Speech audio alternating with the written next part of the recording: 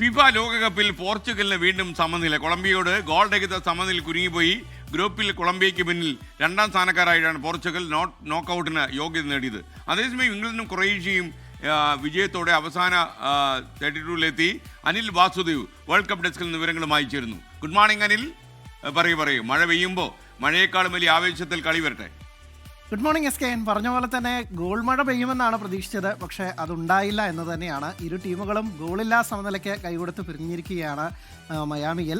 Portugal Colombia പോരാട്ടമാണ്. രണ്ട് ടീമുകളും ലക്ഷ്യമിട്ടത് ഗ്രൂപ്പ് ചാമ്പ്യൻ പട്ടമാണ്. പക്ഷേ അതിൽ ഏറ്റവും പ്രതീക്ഷയുണ്ടായിരുന്നത്, അല്ലെങ്കിൽ റാങ്കിങ്ങിലൊക്കെ തന്നെ മുന്നുള്ളത് പോർച്ചുഗൽ ടീമാണ്, ക്രിസ്ത്യാനോ റൊണാൾഡോയുടെ പോർച്ചുഗൽ. പക്ഷേ അവർക്ക് വളരെയധികം നിരാശപ്പെടുത്തുന്ന പ്രകടനമാണ് ഉണ്ടായത്. ഗ്രൂപ്പിൽ രണ്ടാം സ്ഥാനക്കാരായി നോക്കൌട്ടിന് യോഗ്യത നേടിയെങ്കിൽ പോലും പോർച്ചുഗൽ പോലൊരു ടീമിൽ നിന്ന് ഇത് മതിയോ എന്ന് ആരാധകർ ചോദിക്കുന്നുണ്ട്. അവർ ആദ്യ മത്സരത്തിൽ കോങ്കോയോട് 1-1 സമനില വഴങ്ങി.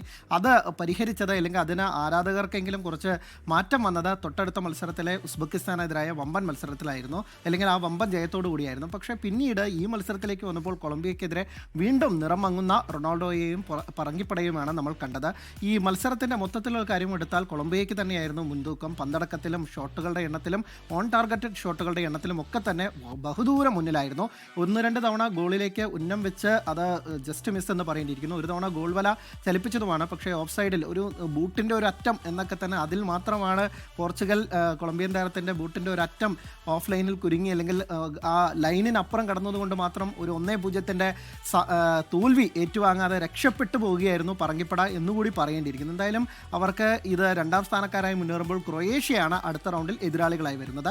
അതേസമയം ഇംഗ്ലണ്ടും ക്രൊയേഷ്യയും ഒക്കെ തന്നെ ജയത്തോടു കൂടി തന്നെ അടുത്ത റൗണ്ടിലേക്ക് മുന്നേറിയിരിക്കുകയാണ്. പാനമയെ എതിരില്ലാത്ത 2 ഗോളിനാണ് ഇംഗ്ലണ്ട് തോൽപ്പിച്ചത്. ക്രൊയേഷ്യയും ജയത്തോടുകൂടി 2-1 ജയത്തോടുകൂടി അടുത്ത റൗണ്ടിലേക്ക് മുന്നേറിയിരിക്കുകയാണ്. എസ് കെ. അർജന്റീന കളിക്കാൻ ഇറങ്ങാൻ പോകില്ലേ? അപ്പോൾ അർജന്റീനയും ജോർദാനും തമ്മിലുള്ള കളി തുടങ്ങിയോ? എന്താണ് അതിൻ്റെ വിവരങ്ങൾ? മാത്രമല്ല മെസ്സി ആദ്യ ലെവലിൽ ഇല്ല എന്ന വാർത്ത കൂടി വരുന്നുണ്ടല്ലോ.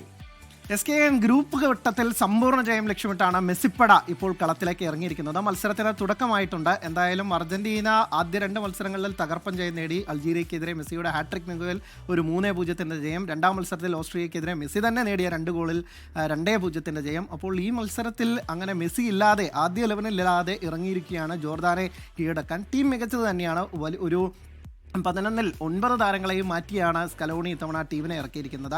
ലൗട്ടോറോ മാർട്ടിനസും ഹൂലിയൻ അൽവാരസുമാണ് മുന്നേറ്റത്തിൽ. സിമിയോണിക്കും ലോ സെൽസോക്കും ഒക്കെ തന്നെ ലോകകപ്പ് അരങ്ങേറ്റമുണ്ട്. നിക്കോ പാസിന് ആദ്യ 11-ൽ ടീം ഇടം കിട്ടുന്നു. ലിയോണൽ മെസ്സിയുടെ പിൻഗാമി എന്ന് ലോകം വാഴ്ത്തുന്ന നിക്കോ പാസിന് മെസ്സി ഇല്ലാത്ത ആ ടീമിനെ ലോകകപ്പ് പോലുള്ള ഒരു പ്രധാനപ്പെട്ട മത്സരത്തിൽ അദ്ദേഹത്തിൻ്റെ സ്കില്ല് കാണിക്കാനുള്ള വലിയ അവസരമായി വേണമെങ്കിൽ നമുക്കിത് പറയാം. അടുത്ത ലോകകപ്പൊക്കെ തന്നെ എത്തുമ്പോൾ നിക്കോ പാസ് ആവട്ടെ മെസ്സിയുടെ ആ സ്ഥാനത്ത് നിന്നുകൊണ്ട് ടീമിനെ നയിക്കേണ്ടത് എന്നുള്ളത്. അപ്പോൾ എന്തായാലും മെസ്സി രണ്ടാം പകുതിയിൽ ഇറങ്ങുമെന്ന് തന്നെയാണ് നമ്മൾ പ്രതീക്ഷിക്കുന്നത്.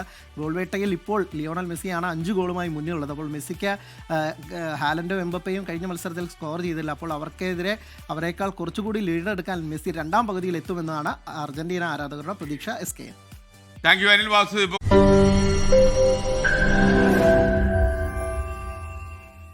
ലോകത്തെവിടെയായാലും ഏത് സമയത്തും 24 വാർത്തകളും ഓഗ്മെന്റഡ് റിയാലിറ്റി പാക്കേജുകളും എക്സ്പ്ലെയിനറുകളും വിശദമായി കാണാൻ ഞങ്ങളുടെ യൂട്യൂബ് ചാനൽ നിങ്ങൾക്ക് സബ്സ്ക്രൈബ് ചെയ്യാം.